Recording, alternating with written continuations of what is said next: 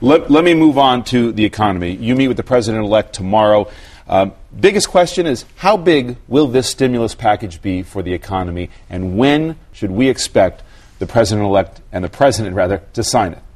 Well, we will work this just as quickly as we can. It'll take as much time as it needs to get done. What do we need in this economic recovery program? First of all, we have to recognize that this past election called for change. We have a country like we've never seen before. Problems nationally and internationally. We also have to realize that it must be done on a bipartisan basis. Whatever we do must be done on a bipartisan basis. And we must recognize the economy is in deep trouble. And we have to do something about jobs, infrastructure. That's roads, highways, bridges, dams, water systems, sewer systems, classrooms, laboratories, libraries. And I think we should also understand there's a manufacturing component we need. Retooling. We have to do something with batteries, battery systems, maybe do something with lithium batteries. And of course, we also have to do something with housing. It is in the toilet, they say, and it is. Nevada leads the nation in foreclosures. We also have to do something to make our country more secure. And the way to do that is have energy independence. That has to be part of the economic recovery program, energy independence, which includes a smart grid. We also have to have, as President-elect Obama has said time and time again, a middle class, a working men and women tax cut. And we need to do that. We have to give state relief to states. 44 states are deeply in the red. The other 6 are barely not in the red. And we have to give them relief. In Nevada, for example, David, at our University Medical Center in Las Vegas, they stopped cancer treatment. People who are in Las Vegas, 2 weeks ago, women who had breast cancer treatment were said, we have no place for you to go. They had to leave the state to do that. We need to take care of that. It's a very, very important. So those are things we need to do. Okay. And finally, David, let me say this. Whatever program we have, let's not talk about the last 8 years. Let's talk about the next 8 years. All right, let's talk about some of the specifics, but I want to start with the issue of timing. Do you see a stimulus being signed into law before February? We're going to do our very, very best. Now, he doesn't become president until January 20th. And I want to make sure that we do this on a bipartisan basis. Leader Boehner in the House and Republican leader McConnell in the Senate said they want to be involved in whatever this recovery package is. They should be. The urgency of this, everyone knows about. But I'm not going to have some false deadline, whether it's February 1st or whatever it is. I want to make sure that all senators have some input in what goes on here and do it as quickly as we can. Mid-February, or you don't want to say it? I'm not going to give you. I'm not going to give you a timeline. Right. We're going to do it as quickly as we can. Are you worried about the total? We're going to be working nights. Mm-hmm. We're going to be working weekends. We're going to get this done. Is this $1 trillion stimulus, do you expect? It's whatever it takes to bring this country back on a fiscal footing that is decent. You know, we don't want to do a little bit and say, well, we should have done more. Let's come back and do it again. We want to do it right the first time. If we do it right the first time, as reported in the New York Times yesterday, a group of economists, Blue Ribbon they're called, they said if they do a very strong stimulus package, the economy will start recovering in July.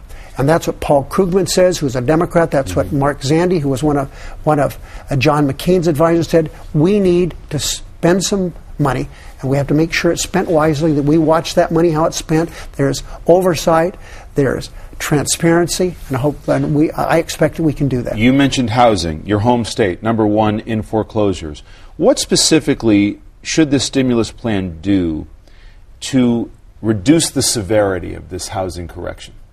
For instance, should there be a guarantee of principal for people buying a home? The reason we look at housing is not only for the people who are being foreclosed upon, but for the economy generally. Because you see, housing is more than carpenters putting up walls. It's people laying tile. It's people manufacturing appliances and carpeting. So we have to do a number of things. A number of suggestions have been, let's have a moratorium on foreclosures for 90 days. That would be a step in the right direction. And the one thing that I'm very concerned about is what's happened to the $350 billion that was given. Most of it's been given to the banks who aren't making loans. And so I think that's a place we need to look very quickly. Would you guarantee the down payment? Would you guarantee a homeowner's principal? This is something, as I've indicated earlier, David, Boehner and McConnell are saying, let us be involved. I'm not going to dictate what's going to happen, but I want the Finance Committee and the Ways and Means Committee to come up with ways that we can alleviate the housing crisis. We have now a Democratic president. We have a Democratic control of the House and Senate, but that doesn't mean we can push our way through. Mm-hmm. To do what is right for this country is going to take us working together, Democrats, Republicans. Because so you don't want to weigh in on that particular issue? No, David, the problems out there aren't Democratic problems or Republican problems. They're American problems. We have to address them. What about taxes? Will you work to repeal the Bush tax cuts right away? Do you think that's a prudent step? We're going to have a middle-class tax cut. We're going to cut taxes for the working men and women. And I am not going to get involved with any talk about tax increases. I haven't heard Barack Obama say that. I haven't said it. But a repeal of the Bush tax cuts would be a tax increase.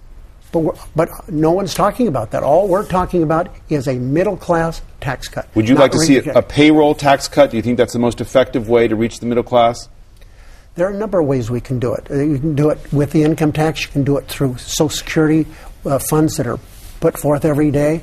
There are many ways of doing this, and that's why we're working with President-elect Obama and his economic team to find out what we can come up with. Let me ask you about the investor class in this country, everybody from wealthy investors to a retired teacher. In 2008, $7 trillion of wealth was lost in the stock markets. Do you think that the SEC, the Security Exchange Commission, has done its job? Do you think it should remain the kind of agency it is, should be abolished or reformed? The answer, obviously, is the Securities Exchange Commission did a lousy job.